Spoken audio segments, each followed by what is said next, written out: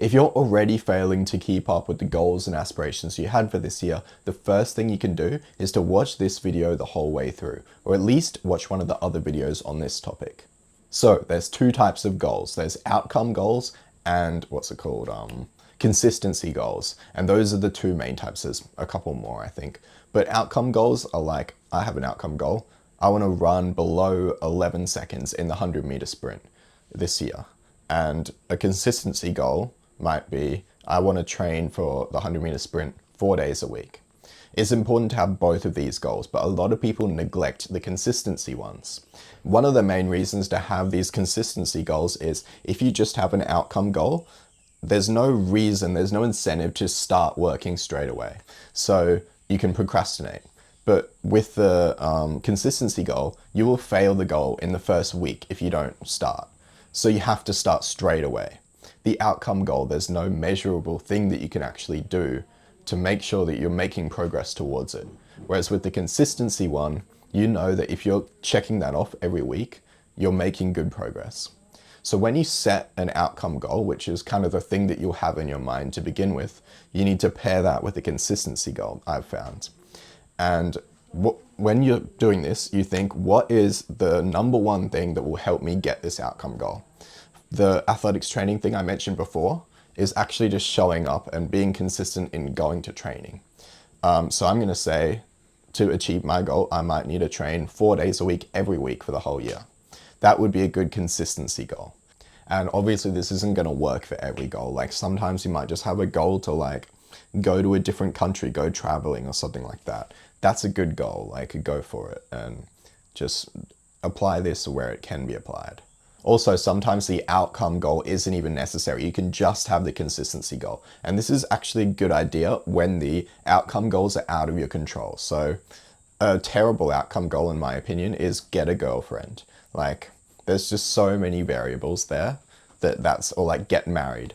That's just, it's not realistic, particularly in a year. In your lifetime, sure, but in a year, no. So you might just say, I want to go on lots of dates, and you'd have a specific number or something. And with both these outcome goals and consistency goals, and honestly any goal, remember to be realistic. You've heard this a ton of times, so I'm going to skim over it, but it's important for the consistency goals. Let's talk about it with that. You don't want to say like, I'm going to train 4 days a week when last year you could only do one. Like you don't want to step it up too much. Think about like high jump. I'm using a lot of athletics examples, but you basically do like a height you can do and you build it up, and then they keep moving the bar up and eventually they get to the height where like people are failing. And if you start at your personal best height, what if you like have a bad day and you can't do it and then you fail? The score that's going to be recorded is 0. Whereas if you start below what you know you can do and actually work your way up, you'll get a good score on the board. And it's the same with these consistency goals. You don't need to do something that's like really easy, but you want to make sure you can actually achieve it, because you don't want to be failing these consistency goals very often. If you fail straight away in the first week, it's going to be very hard to like keep going. You want to have a bit of momentum.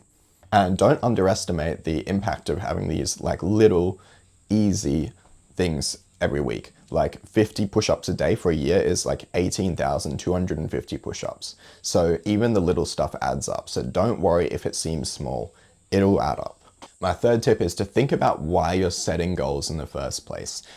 I've heard this before from other people, so it's not really mine, but I think it's something that people don't talk about enough, because really, there's a lot of goals out there, such as I'm gonna do more exercise, I'm gonna lose weight. These goals are kind of generic, and we get them from other people, really. We hear about them and we're like, oh yeah, I should do that. That sounds good. And they are good goals to have, but you need to really have a good reason for any goal that you're doing. You can't be doing stuff just because, oh yeah, it'd be good. Because when it gets hard, you won't have that really good reason that will keep you pushing. And you need like a really good reason when you're actually challenging yourself. So for example, with the eating one, you might be thinking, oh, well, why does this even matter if I fail? Like, it's not the end of the world, I'll still live. But if you have a really good reason, if you actually think about it and you say, okay, I want to eat well because I'll be able to live longer and I'll be able to I don't know, support my grandchildren or whatever, to live happier lives. I always liked having my grandpa in my life. It'd be nice for them to have it. I don't know, that's a kind of a weird motivation, but you know, you can actually think of a more important reason for why you're doing what you're doing.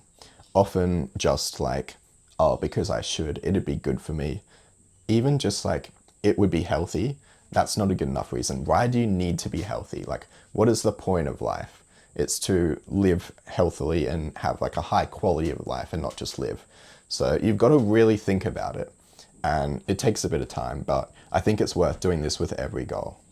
Once you have thought about it and you've got these good reasons, you probably won't need to change your goals. You'll just have better reasons and now you'll be more motivated. So it's definitely a good tip. So to summarize, every outcome goal you have, you should think about why you're actually doing it. It should be realistic and it should be paired with a consistency goal, which is realistic as well. And the consistency goal is just, what am I going to do every week that is going to get me to the outcome goal? And then you just do that thing every week and you'll get the outcome goal. So good luck with it. The fact that you've made it to the end of this video is pretty good. Like most people, probably like 90% of people wouldn't have. So you're in the top 10% already. Keep it up. I'll see you around.